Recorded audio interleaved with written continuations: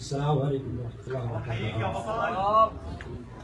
بداية بسم الله الرحمن الرحيم، نوجه تحيتنا لكل شي واحد قلبه مع الثورة، مو قلبه مع السياسة، ولا قلبه مع الدول، ولا قلبه مع الغايات، ولا يشتتنا ولا يذبحنا. والثورة ما لها عبد الباسط، وعبد الباسط شخص من هاي الثورة. الثورة هي الأبطال اللي على الأرض. عبد الباسط ما له بطل من هاي الثورة، عبد الباسط شخص من هاي الثورة اللي هي كلها أبطال. ما تقدر تقول عن واحد بالثورة السورية ما له بطل، ما تقدر تقول عن واحد بالثورة السورية ما له مجاهد، ما تقدر تقول عن واحد بالثورة السورية من قاتلوني وغير اللي قاتلوني ما له شريك أو يقاتل لهاي الدين. أنتم مسؤولين أمام الله عز وجل عنا وعن دمائنا، اللي أدى أمام الله عز وجل يسأل أمام الله عز وجل. هو موقف الله العظيم. أنتم منكم من قدم ومنكم من قصر، ومنا من قدم ومنا من قصر، ومنا من تخاذل ومنا من باع، ونفس الشيء بالخارج ونفس الشيء برا.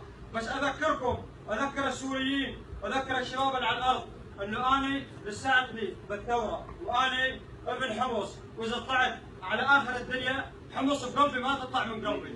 والله العظيم أنه أنا شاب بهذا العمر ما عشقت غير حمص. يعني حمص هي البنت اللي أنا أحبها، حمص هي الوطن اللي أنا أحبه، حمص اللي أنا عايش بقلبها، حمص اللي ما قدرت تشيلها. هذا الدين أنا وأنت وكل شي واحد على الأرض مقصرين باتجاه هذا الدين. ما راح أطول عليكم بالكلام، بس بحياتكم هاي الثورة وغير هاي الثورة لا يصير تمجيد لأشخاص، ولا يصير تمجيد ولا لعبد الباسط سارود، ولا لخالد أبو صلاح، ولا الأنور مالك، ولا لفلان ولا لفلان، لأنه ناس جنود مجهولة على الأرض هي أهل هاي الثورة وهي اللي قامت بهاي الثورة. وأذكركم بشيء، هذا الكلام يوصل من أوباما للسياسيين للمجالس لكل الناس، إنه هاي الثورة يا جماعة ربانية.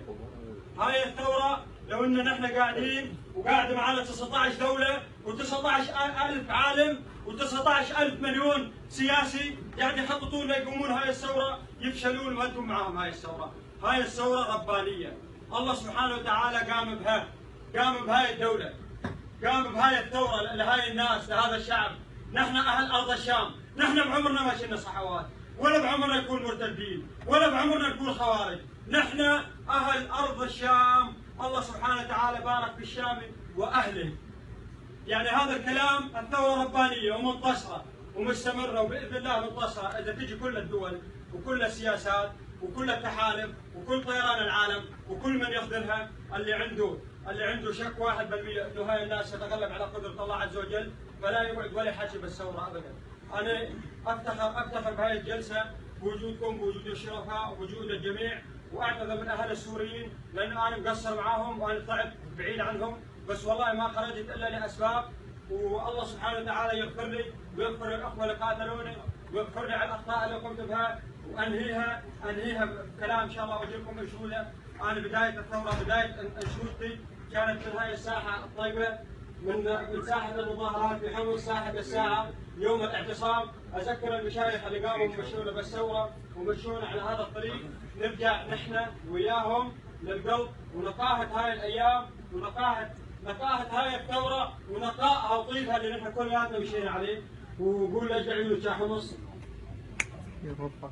لجل عيونك يا حمص ونقدم الارواح، نتشابك بالايادي وندوي الجراح. يا حمص يلا نادي خل حمص ترتاح، يا حمص يلا نادي خل حمص ترتاح.